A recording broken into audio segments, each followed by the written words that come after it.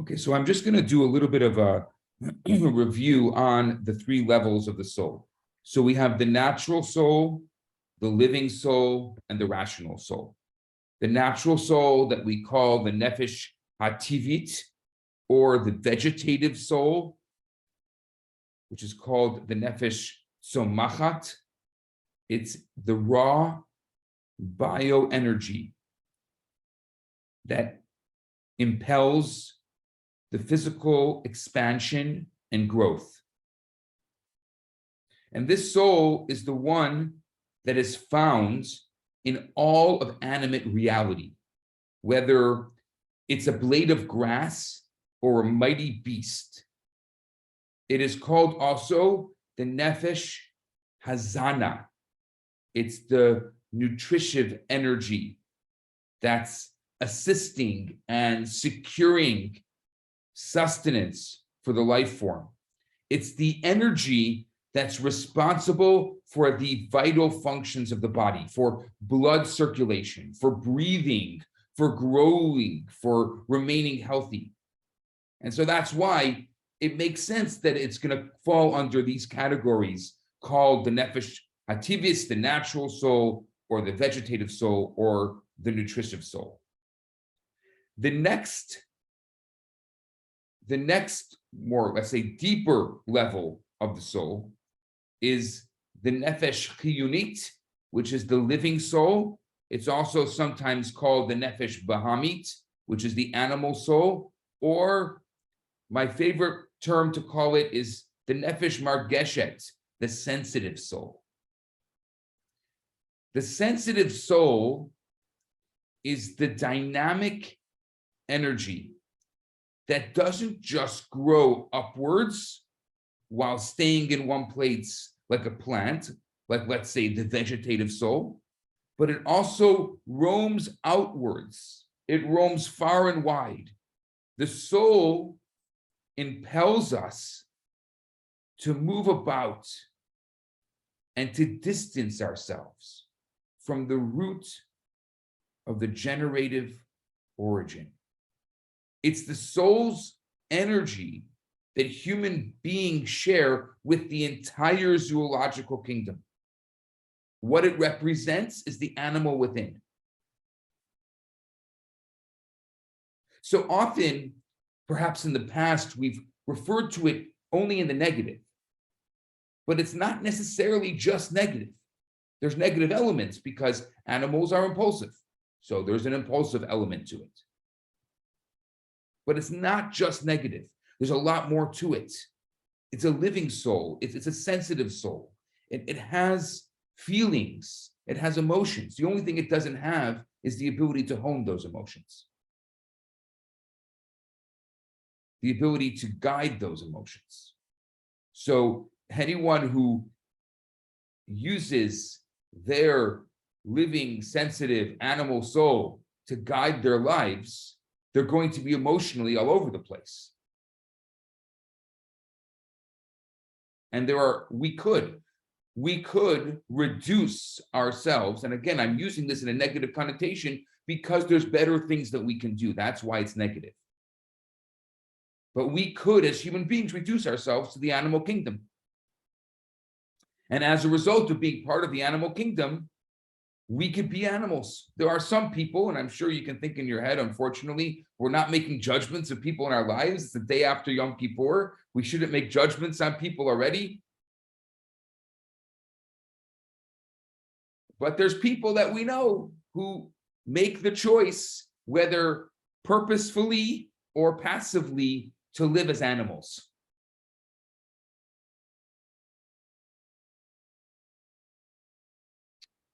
And then you're saying live with animals or live as animals? Live as animals. As animals. That's what I thought. Okay. Yes, they are living as animals. I don't think I have to embellish this at all. It's quite obvious if you know these people. Well, and can't we personally, I can be overcome by emotion, and when I say something like, "Oh, I apologize, I got carried away," I can relate that to maybe saying, I got caught up in the animal soul, or the animal soul was driving me there. I apologize. There's no question. There's no question that there are times in our lives, because we're human beings, that we are governed and guided by our animal souls. It's just the reality of our lives. But we have to understand it and know what it does and know how it exists, and also know it doesn't have a brain. It doesn't have the ability to discern. It doesn't have the ability to guide. Properly, only the brain has the ability to guide. This is an impulsive soul. It knows when it wants to eat. When my 18-month-old gets up in the morning, his first words are eat, because my 18-month-old is guided by his animal soul. He hasn't had the ability to develop the discernment of the other soul. So he's impulsive, and he will make sure he will cry if he doesn't get the food right away. And that's what the animal does. So for the 18-month-old, it's obvious. We know that that's the correct way for an 18-month-old to behave, but not for an 18-year-old or an 80-year-old Or a 49-year-old. or a 49-year-old or someone who's 70 and a quarter.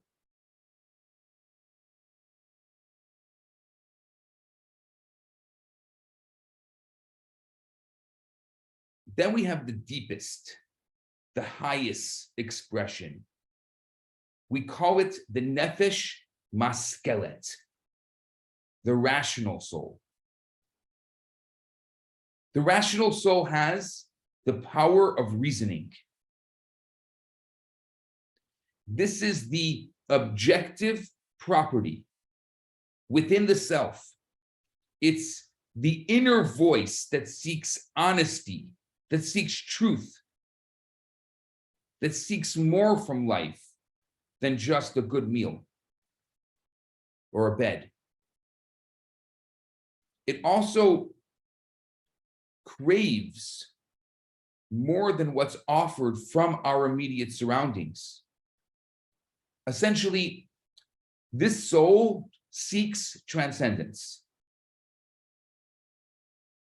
It seeks to see the world differently. And because this soul affords us the notion of genuine freedom, it's also this soul that allows a person to distance themselves from their own nature, from the center of their being. You see, as freedom, by definition, works both ways.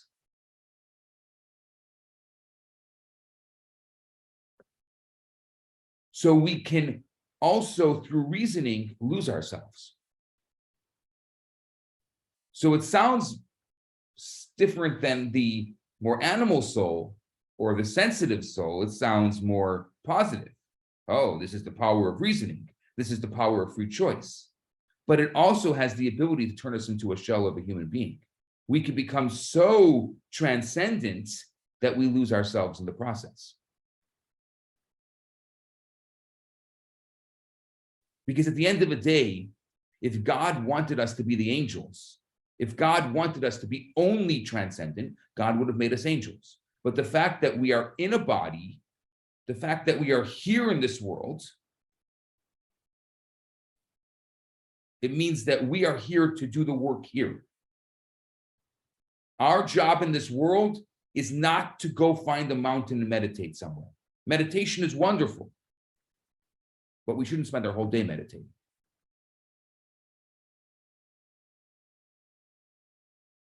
Jill, you had a question. No, I think you cleared it up. But so the rational soul, we may not even be in touch with it, or if we are so consumed by it, we then separate from, we disconnect from reality, from our life. That's right. Okay. Our 18-month-old self is definitely not in touch with it. because our 18-month-old self wants to eat and sleep. As we develop, and we, as children, and then into tweens and teens, develop this reasoning within ourselves. But once that reasoning comes, if there's no boundaries attached to that reasoning, it can make us very confused. That's why none of us want to go back to our teenage years, because that process is a very difficult process to discern. And for those of us who are parents or who have to guide teenagers, it's a very hard. You see them really struggling to try to find their place in the world. That is the beginning of this rational soul taking form. And that's why a lot of young people will end up caught up in cults, and they'll end up caught up in other types of transcendence, trying to find extreme versions of the rational soul. But that's also not good, because you're losing yourself in the process. Maimonides has a beautiful saying. He says, everything is good in moderation, but nothing is good in extremes. And I think it's a really great lesson to try to figure out. That is the power of free choice. That's the power of being able to reason and discern, is to know what are the boundaries, what is too much. If you are a philosopher that can't get anything done, then what good is all your philosophy? If you spend so much time in your head that you are neglecting your being, then you're missing the point of what reason is and what philosophy is. Jill, does that make sense? Yeah. I'm just wondering, those of us that have gotten past our teen years, and there's this yearning that we think is going to be filled by the things and the career but that's the real yearning, is that rational soul kind of calling us, but we don't know it. We haven't learned it. We don't know what that is. But I can look around. I mean, we could see our world. I think that's what people are yearning for, and we don't know it. I mean, I certainly didn't. They're yearning for it, but I think a great example is career, where a lot of people make that choice of career over life, thinking that they're going to find that kind of inner peace, that transcendence, that reasoning, because there is those elements within our careers, especially if it's a challenging career. But I think it could go beyond that. I think it could even, career could be even, we think if we get that family, that's going to be the answer. Like, it's any of those things that we may want, but there's still this something missing. Yeah, because we can't let go of the sensitive or the animal soul in the process. The animal soul still exists. So the career and the family and the money and all these things are also instinctive. They're also still the 18-month-old version of ourselves. right. Right. So, we think we let go of the 18-month version of ourselves when we were 18 months old, but we never really did. And we shouldn't, because we still need to know if we need a banana, we need a banana. And there's nothing wrong with that. Banana is very good. It's very healthy. I think that's where the discernment comes in, right? Because being raised in a cult and getting out of it when I was a teenager, I was 17, I just kind of took off. And I could even recognize that obsession with success and career is actually a type of cult, because it has a lot of similar qualities in terms of only being able to see this shiny thing, right? When I was in the cult, it was enlightenment. Like, if I don't have enlightenment, I'm nothing. But then we could take career and be like, well, if I don't make it to be a billionaire, I'm nothing. And so everything else gets shoved aside. Right. And it's interesting that you say that, like, for the cult, it's enlightenment, but for the person working, like, whatever money you have, it's never going to be enough. And that's where we have to think about, yes, we have that rational soul and we have the ability to reason. But it's amazing that if we don't put boundaries on that reasoning, how we could end up wanting things that we'll never get satisfied from, like money. So in light of the tragedy in Florida, I hate to think, I know our life is all in contrast, you know, the good, the bad. Otherwise, we wouldn't know what good is if there wasn't bad. And I'm listening to some of the people in Florida who have not just lost everything, their homes, but now they don't have jobs because those places are gone. They're totally displaced, like anybody else who is an immigrant who comes to this country, and they are totally lost. I would hate to think that it only takes a tragedy like that or a death for people to really understand what's important in their life. But in that same vein, they have found it. I'm alive. I can't believe I made it through this, you know, war zone here, or this, you know, this deconstruction of our whole city and then they realize how precious their life is. Before that, it was just all part of the stuff, like you said. That's hard to, you know, we live in this world of extremes, so it's hard to realize Right. that it takes extremes to wake us up and shake us up. And I agree with you. I don't want to live in a world where it takes extremes to shake us up. But again, if we don't have those boundaries, sometimes we need those extremes. How many people have to find spirituality and a sense of solace after, heaven forbid, a loved one passes away? Why does it take that extreme experience to be able for them to find that place? Well, because on a regular day, if there's nothing that's challenging us too much, binging Netflix is more exciting. But binging Netflix is not being within reality. It's removing ourselves from reality. It's the same type of it's too much transcendence in a different way. You know, when we talk about a cult, we know that's too much transcendence. But binging Netflix is the same thing. That's not what our purpose, that's not what we're here for. Everything in moderation. I'm not saying don't watch anything. The media is a wonderful thing, and it has a way of teaching, and it has a way of giving us imagination and helping us explore, but everything is good in moderation. When we got into this world of extremes, and I see all around, and I think, Cheryl, if I can echo what you're saying, it's in so many ways, somehow everything became extreme. This is the result of a boundaryless society. This is what we get. And so it's up to us, the individuals, to be able to really capture the boundary, capture. I know that we're talking theoretical, but I hope that you see the practical in this. To really say that, okay, I'm going to watch one episode. I can do it. I have enough self-control. I'm not going to be up till 3 o'clock in the morning because they're so good at the cliffhangers at the end of the episode.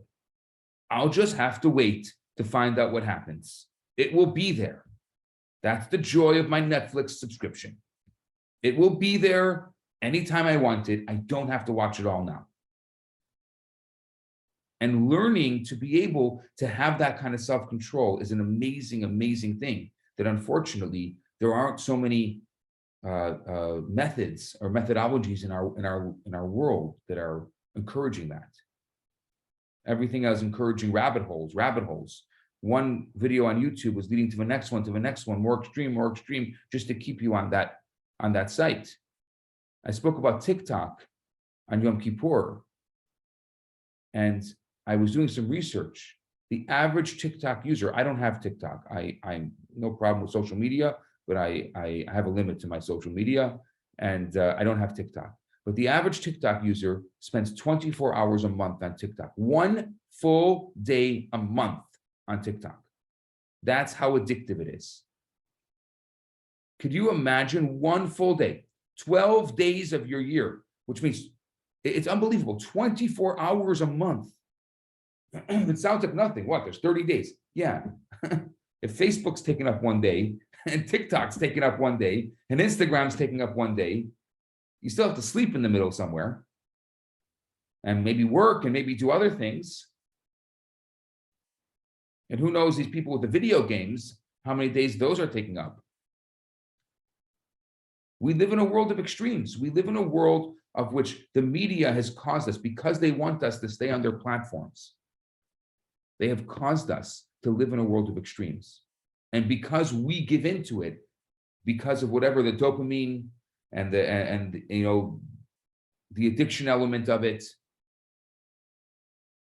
look at the world that we live in. So are we surprised that it takes an extreme event to shake somebody up and wake them up? No. Is it sad? Yes.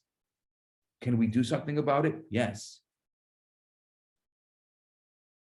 Rabbi, is there, when we talk about present times living in extremes, which I relate to very much in my own extremes that I've experienced, can you think of a time when there wasn't, like in humanity, when there wasn't extremes? Because in so far in my perspective of things I've learned, even biblically, like there's a lot of extremes happening. When was there a time when humanity was not surrounded by extreme? It's a really good question. I think that in general, not long ago, things just took a lot more time. So people were used to things taking time.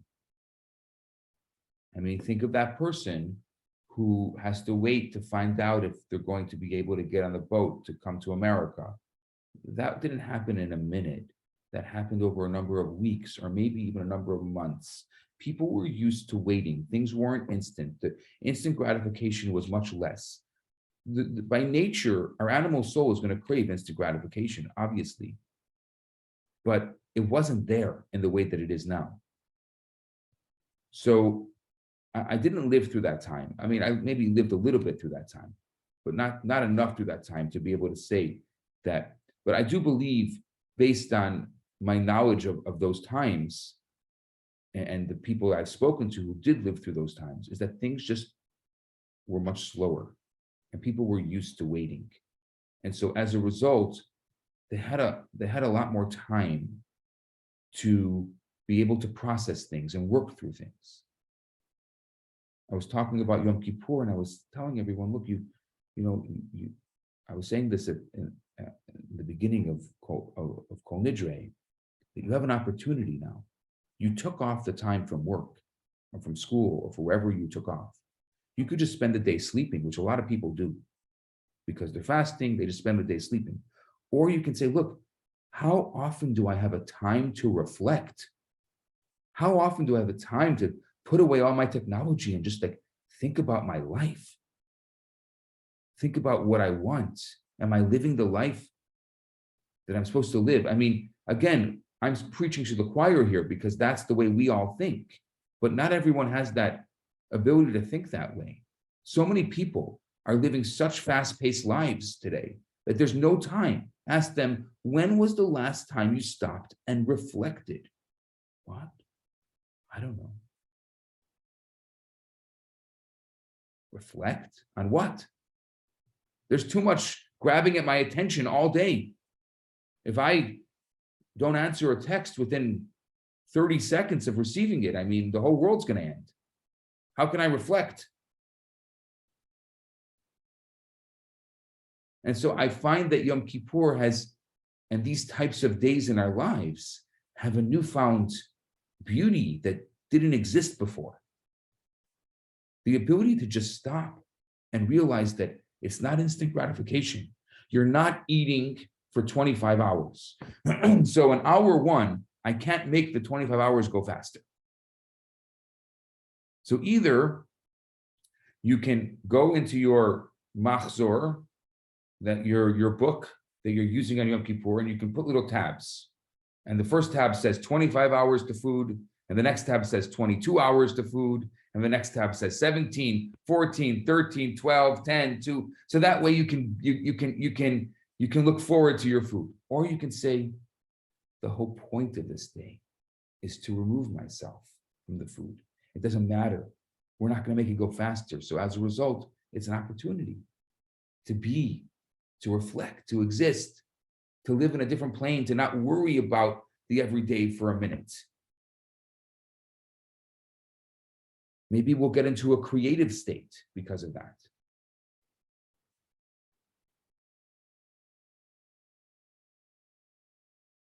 This is what we're talking about, reasoning and discerning. I just want to finish this idea, and then I want to go to your thoughts and your takeaways. So each of these levels that we spoke about, the three levels, the natural soul, the animal soul, and the rational soul. Each of these three levels, they have dominant features. For example, within the animal is an instinctively reflexive and emotional, and the rational aspect is maybe objective or proactive or intellectual. But each of these souls is themselves complete. It's very important to understand they're not pieces of souls. They themselves are complete, which means each of these souls embody in a holographic or inter-inclusive way the entire array of personality traits, ranging from the innermost desires up until the power to materialize actions. So they each contain everything. We're going to start talking next week about the different components that each soul has. But I'm going to tell you right now what they are, just so you know.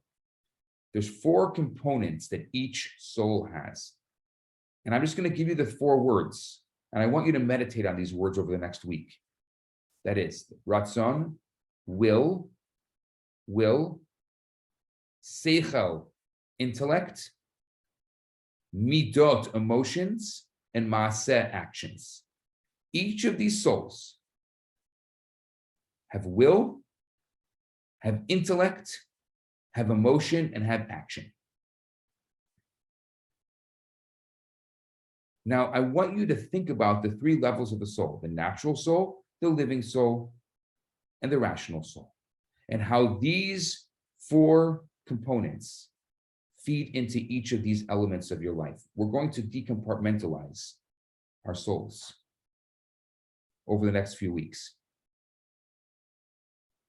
Once again, the natural soul, the animal soul, and the rational soul each have 4 components: will, intellect, emotion, and action.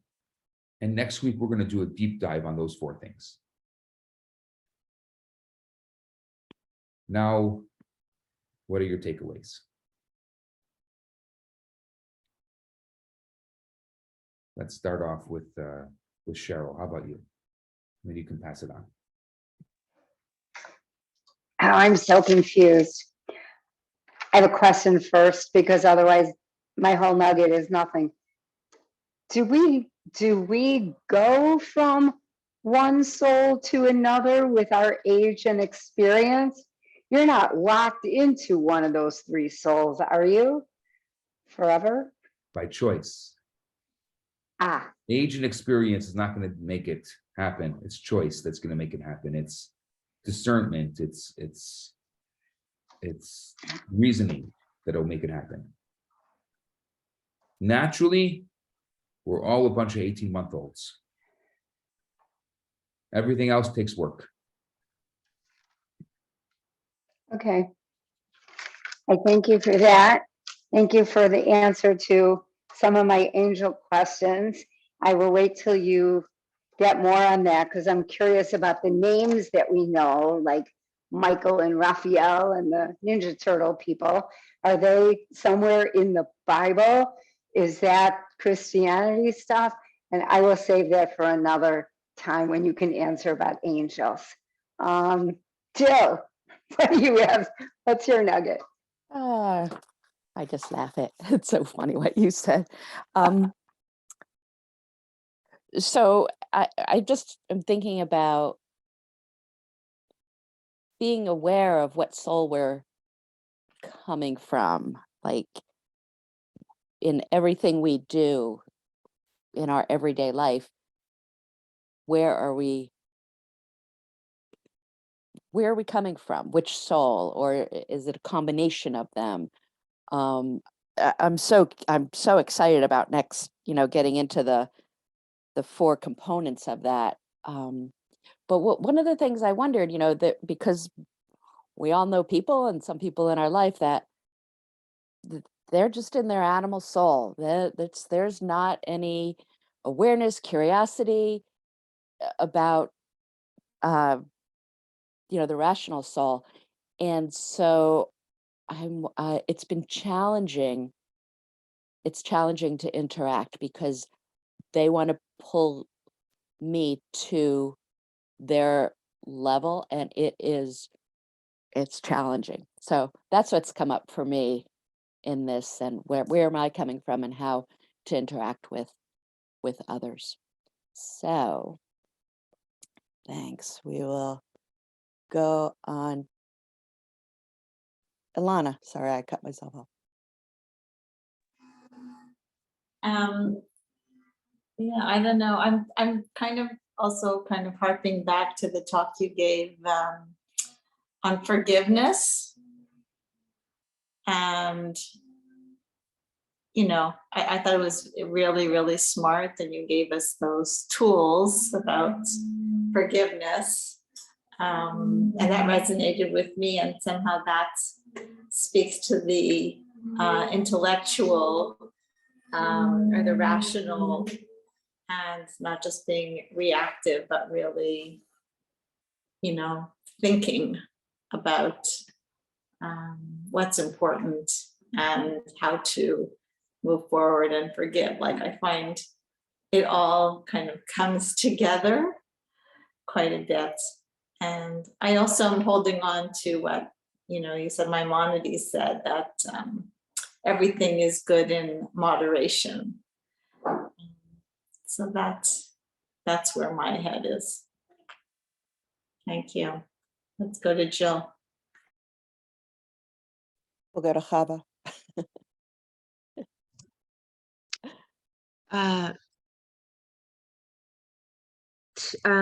Well, the first thing that is popping into my mind from today is just reflecting on, I think everybody's met Lola, my daughter, and kind of thinking about, the different places that she goes on these levels and where she resides. And it's giving me a little more insight maybe about how to understand where she is, and so at certain times. And then I also find it fascinating that Hi, Edith. I'm sorry. I'm good. How are you? Oh, sorry. And then I'm also finding it really interesting reflecting on my first experience of Yom Kippur yesterday, and being able to identify as I weaved kind of in and out of these souls, because there were moments when I was like, I'm so hungry. I feel this way. And then a rabbi would say, okay, now take a breath. Where are you? What's your intention? And so having the power to kind of move around within those souls was really cool. Thank you, Rabbi. Great class today. Parrish, are you there? Want to share a nugget? Yeah, I'm still here. I'm just trying to get the video to work, but unfortunately on my phone it's not working. Yeah, so I love the three levels of the soul, or the different souls, and I've been listening to a lot of rabbis' podcasts and stuff, and I actually fully feel the transitions through different things, like especially the emotional pieces where your animal soul takes over, and then trying to fight that and basically try and get your rational mind or that part of the transition to overtake it and stop all these emotions from happening that impact your life. So it makes a lot of sense to me. And I really appreciate, all the readings and lectures that Rabbi does provide for us, and it has changed my life. It's amazing. So thank you all. Do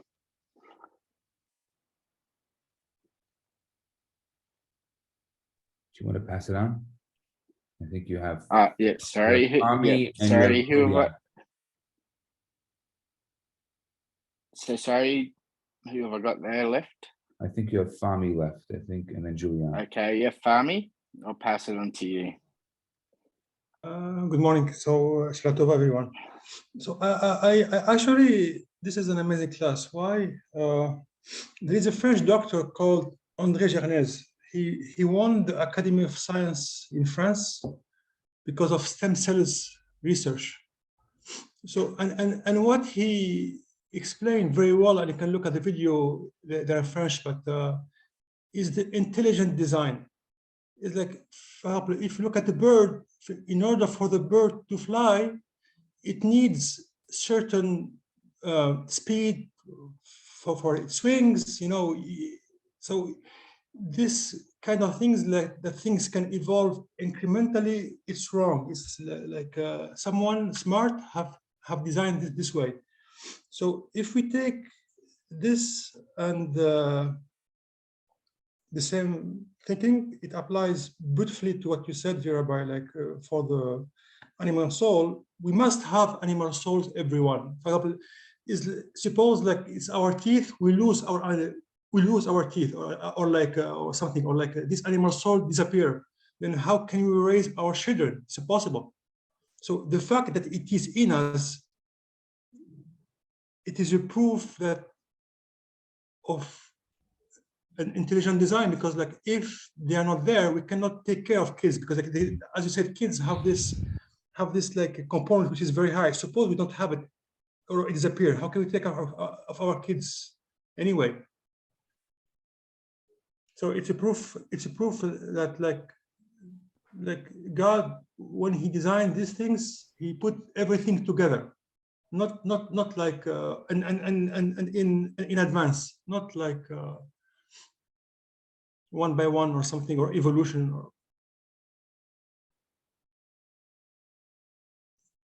And I love Yom Kippur. I did it yesterday.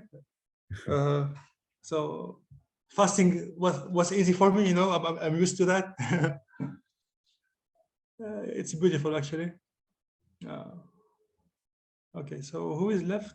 I see just Julian, and he put his he likes to put his takeaway in the notes here, so you can read his notes here, which are really great, and all these great summaries. Thank you very much. And I also wanted to. Oh, Julian, you want to say something? Yeah.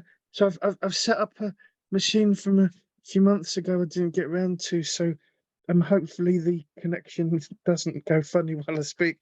Anyway, so there's a couple of things I'm still struggling with. They might be too big for you to explain, but at least to record, that's where I am, I suppose. One of which is the thing about the Aramaic of the Zohar is apparently one that wasn't used, which is just so confusing. And the other one was like how different people say it goes back and some say it doesn't. And with the animal souls, I'm still confused as to because I know there's 5 levels of soul in total, but I don't know if these 3 are 3 of those 5 or 3 different types of souls. So as far as connecting it to the 5 levels of the soul, we're going to get there. Don't worry about that. Now I'm giving you, this is a much more in-depth look at the soul. As far as the other elements, there's a lot out there, and especially since Kabbalah has become so popular right now, and we have so much access to information that we never had before. There's going to be a lot of different thoughts, and there's academic thoughts about it, and there's more rabbinic thoughts about it. So I don't know, I've never really personally gotten into the, we'll call quote unquote politics of Kabbalah. That's because, you know, the backs and forths. So for me, I have a particular sources that I use that I find you know, for me, I find them legitimate and pure, and I kind of stick with that. But I know that there's a lot of conversation about that, which I'm not very knowledgeable of, because I just never got into it. So another reason that, in other words, there's no reason to doubt what you've already studied. In other words, it's a consistent. Yeah, I mean, to me, I see the circular flow. I see how it all fits together over time. As we study, you'll see the same thing, I hope, if I'm able to convey it properly. And so I'm happy with this teaching. There's many teachings. Look, you know, thank God we live in a time where there is such an abundance of information. And so I'm not putting down any other teaching, because all teachings are wonderful. But I know that, you know, we can very easily get caught up in the rabbit hole conspiracy of various elements and not see the joy and the beauty of what we have in front of us. Julian, can you turn off your mic, please? Yeah, sure. Yeah. Anyway, so that's my, Julian, that's my take on it. You know, and I know it's not going to answer your question necessarily, but that's my take on it. I think that's I think let's go on to Talmud. For those of you who are staying for Talmud, for those of you who are not, it's so good to see you. I'm happy that you had a beautiful Yom Kippur, and thank you, Alana, for making that note on forgiveness. And I hope that the same way that I was able to give you practical steps for forgiveness, I'm hoping to be able to give you the practical steps for the soul over time. Can I just say one thing before I go? Sure. You have to know this, and I don't know. I know Celeste Chava was on the call, and Lana, on forgiveness. I just need to tell you that before Yom Kippur started on Tuesday night, I personally got a phone call from Bruce's sister after 8 years of not talking to her, and she wanted to ask forgiveness for how bad she's treated both of us and blah, blah, blah. And I can't get into more of that because I want you to go to your class, but it made me think about that forgiveness class, about that people can change. I was shocked, just shocked. She's still not coming to the wedding because that hasn't been addressed, but it's not our wedding, right? So That's right. it's okay. But everybody made amends. It was amazing. Beautiful. Good for her. Wow. Good for her and good for you. Yay. Yeah, but Thanks for sharing that. this class is too short. We should make it like 2 hours. Started late, I Tommy. agree. Twice a week. It Yeah. Oh, started not late. once a week. everybody. Yeah, actually, yes. Well, why not? You know, like. Bye, thank you. Bye. Have a good day. Thank you so much. much. No, thank you.